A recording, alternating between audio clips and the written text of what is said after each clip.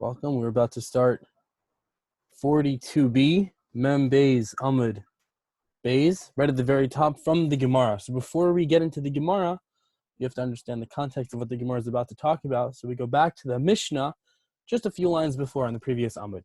Mishnah said, Berach al hayayin shalifnei hamazon, if somebody made a bracha on wine before the meal, pater sayayin shal achar hamazon, that covers the wine he drinks at the end of the meal. So now the Gemara is going to talk about this. Amar Rabba bar Barchana, Amar Rav Yochanan. Rabba bar Barchana said in the name of Rav Yochanan, two very towering Talmudic personalities. A lot of crazy stories to say about them, maybe for another time. Lo shanu, this teaching was not taught. Ela b'Shabbosos v'yamim tovim. It only applies on Shabbos and on holidays, meaning a person can only cover wine after the meal with the bracha from the wine before the meal on Shabbos or Yantif. Since those are the days where a person establishes his meal on wine. But for every other day of the year, mevarich al kol kos v'kos. He has to make the bracha on every single individual cup, meaning the one he drinks before the meal, and also the cup he drinks after the meal. Itmar Nami was also said. Now, Itmar is an important word to know because it functions in the same way as Ditanya. Ditanya would introduce a brisa, a teaching by a Tana, but Itmar introduces a teaching by an Amora. So in this case, Itmar Nami was also taught by the Amora. Amar Rabba bar Mari, Amar Rav Yeshua ben Levi. Rabba bar Mari, the Amora, said in the name of Rav Yeshua ben Levi, also the Amora, Lo shanu ela b'Shabbosos v'yamim tovim. We don't teach this halacha except regarding Shabbos and holidays. And also during the time when a person leaves from the bathhouse, and on the day where he does some bloodletting. Why are those days different, where he can rely on the bracha for the wine before the meal, at the end of the meal? Since those are the times where the person establishes his whole meal on wine. So I guess they thought that after you exit from the bathhouse or after you just do some bloodletting, it's healthier to drink more wine to recover from those things. Aval b'shar yimosacham hashana, but during the rest of the days of the year, mavarach al kol kos v'kos. You make the bracha on every single kos. Now we tell a story regarding this halacha. Rabba bar Mari ikla lebe Rava b'chol. Rabba bar Mari went to the house of Rava during the weekday. Chazia devarich lifnei hamazon. He saw him make the bracha before the meal on a cup of wine. Bahadar berich lachar hamazon, and then he made a bracha after the meal. Amar lei, so Rabba bar Mari said to Rava, Yi asher, what you did was right. Yasher koach, well done. You followed the halacha correctly. V'chein Amar Rav Yeshua ben Levi, and also Rav Yeshua ben Levi said another story regarding the halachas that we just spoke about. Rav Yitzchak bar Yosef ikla lebei Abaya b'Yom Tov. Rav Yitzchak bar Yosef went to the house of Abaya on a holiday. Chazir devarich achal akal kasa v'kasa. He saw that he made a bracha on every single cup, and this is on a holiday, so it's kind of weird because we just learned that on holidays we only make one bracha on the first cup of wine, and that's it. So Amar lei, so Yitzchak bar Yosef said to Abaya, Lo savar lamar lahad Rav Yeshua ben Levi. Don't you hold like the halacha that we learned from Rav Yeshua ben Levi? Amar lei, so Abaya answers, Nimlachana, I just changed my mind. Really, generally speaking, I would make the bracha at the end of the meal, but I had in mind only to drink one cup of wine, and then later I changed my mind. Since I changed my mind, it necessitated a second bracha. So onward in the Gemara. Ibayaluhu. They asked the question. Who's they? Not so clear. Not exactly. Not so clear yet. But they asked the question. Some students asked the question. Balahem yayin besoch hamazon. If someone was brought wine in middle of the meal. Now this is a meal he did not start with wine in the beginning. He only has wine in the middle. Mahu. What's the halacha? Sheyibtor yayin la'achar mazon. Does it cover the wine at the end of the meal? Intimsi lomar, because if you want to say Baruch al hayayin shalafni hamazon poter hayayin shal achar hamazon, that just in the same way the bracha on the wine before the meal covers the wine after the meal, here too the bracha before, the one in the middle, will cover the wine after. Should be the same halacha if you want to say that. Mishum dezeh lishtos v'zeh lishtos, because you're making the bracha to drink and also the bracha to drink, because the wine is for drinking in both cases, then that's the reason why the wine before the meal and after the meal only need one bracha, because those are the wines you drink only just for the sake of drinking wine. Aval hacha, but over here, the wine in the middle of the meal serves a different function. The zel lishtos, the zel lishtos. The wine in the middle of the meal is only there to dissolve the food properly and to make sure you have proper digestion. And the wine at the end of the meal is to drink. So maybe the brachos would not cover each other. Lo, and therefore, we wouldn't say one bracha covers them. Oh, dilma, lo shna. Or maybe if you want to say it makes no difference. It's both wine. It only may have the same bracha, and then only need one bracha for all of them. So Rav said, poter. It covers the wine. Rav Kahana Amar, eno poter. Rav Kahana said it does not. Rav Nachman Omer poter. Rav Nachman held it did. Rav Sheshet Omer eno poter. He held it did not cover. Rav Huna, Rav Yehuda, the whole Talmidei de Rav Amri. So Rav Yehuda, and all the students of Rav, they all said eno poter. It does not cover. So to understand this a little bit better, I kind of mapped this out. So Rav, first one, Omer poter. He said it covers the wine. So green is highlighted in green. Go ahead. You can drink the wine without making a bracha. Rav Kahana Amar eno poter. Rav Kahana said, no, not poter. So this is kind of in red. You have to stop. You have to make a bracha.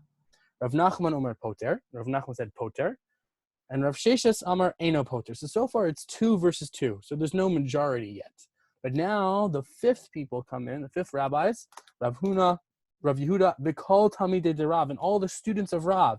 So Rav over here, he initially said poter, it's fine, you don't need to make another bracha, but all the students said eno poter.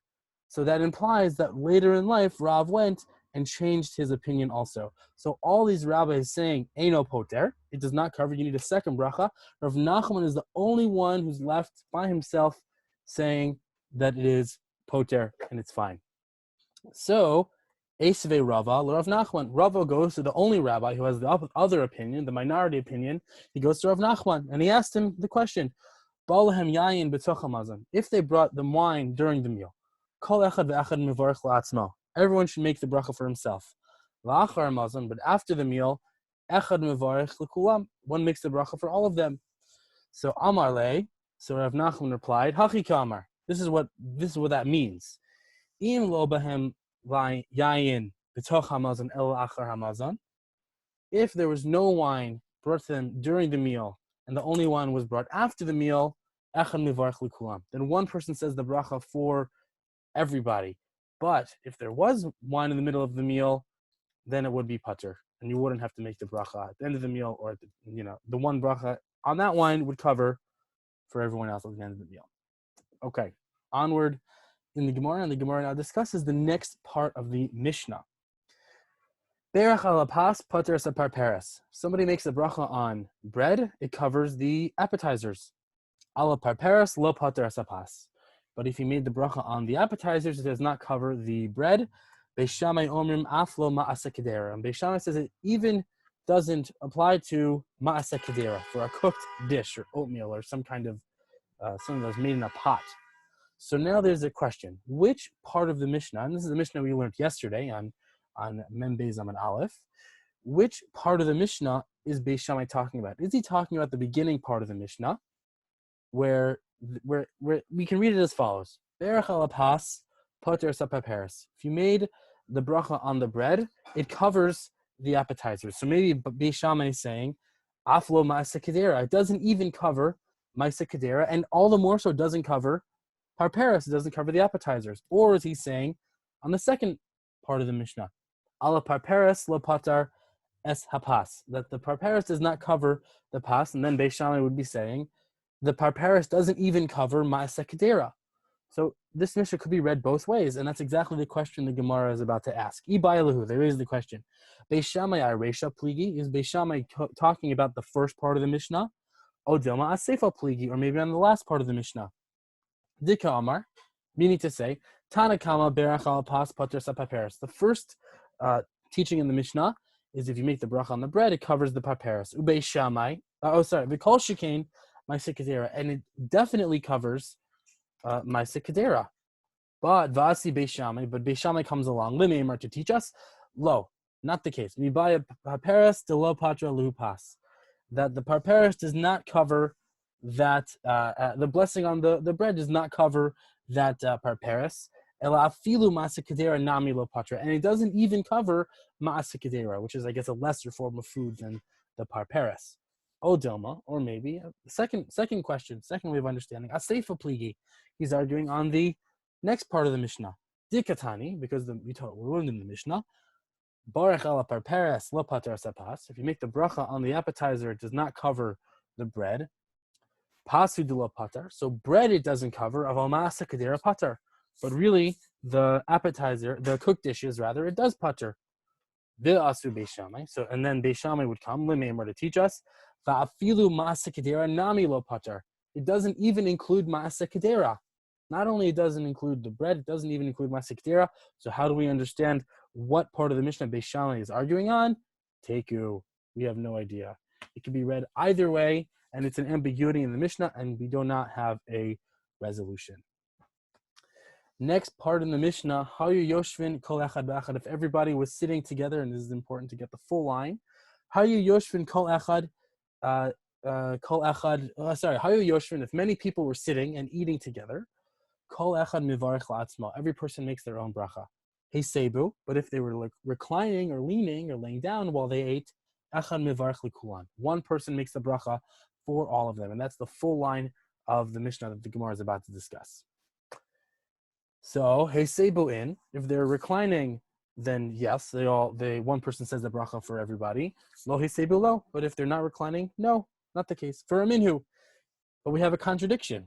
That doesn't sound like that's the right halacha, because we have the following. Asara shahayu hochlim b'derech. If 10 people were traveling on the road, af al pi shekulam ochlim mikikar echad, even if they all eat from a single loaf, if they eat it while they're walking and while they're traveling, kol echad ve'echad mevarech la'atzmo. Every single person makes the bracha for himself.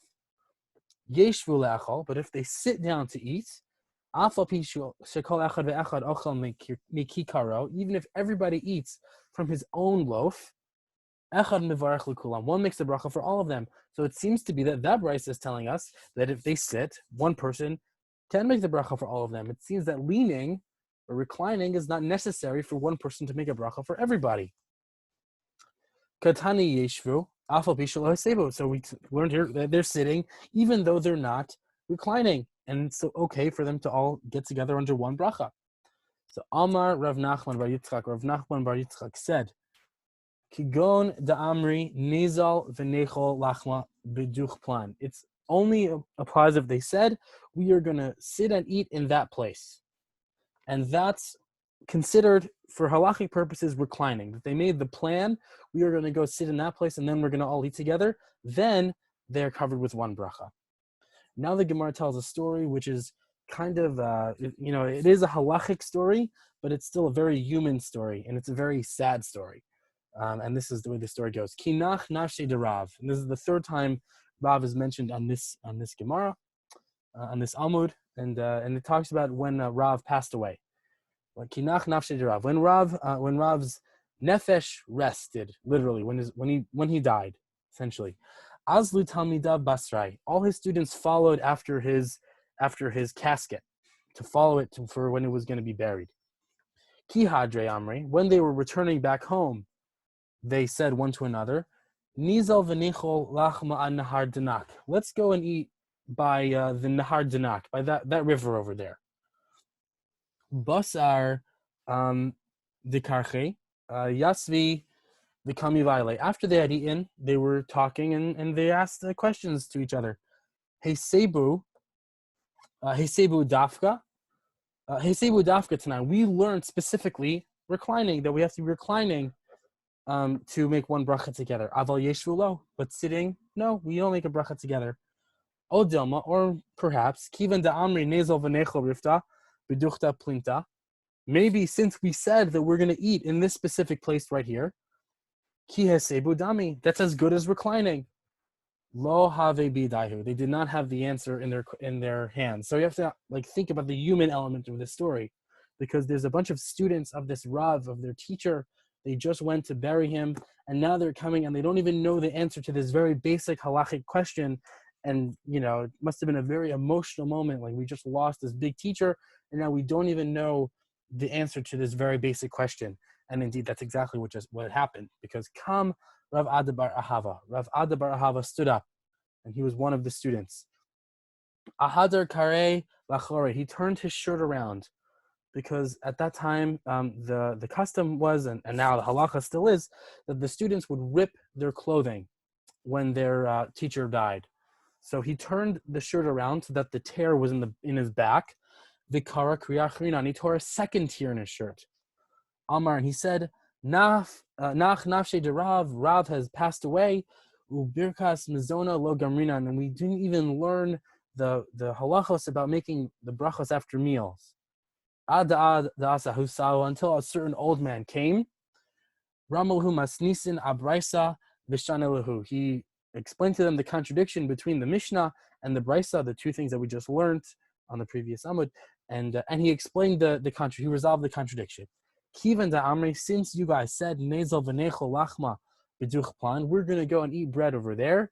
Dami. It's as if you all reclined together and you could all make one bracha. So this very incredible human story, it teaches us the halacha that if they made plans to go to a specific place, it covers as if they were reclining together. But really, this story is much deeper than that, because it's the human element of them losing their teacher and sitting together and having that very human moment of, wow, we just lost something very great. And now how are we going to go on and keep our Torah learning without our teacher? So with that, thank you everyone who listened, and hope you all have a wonderful day.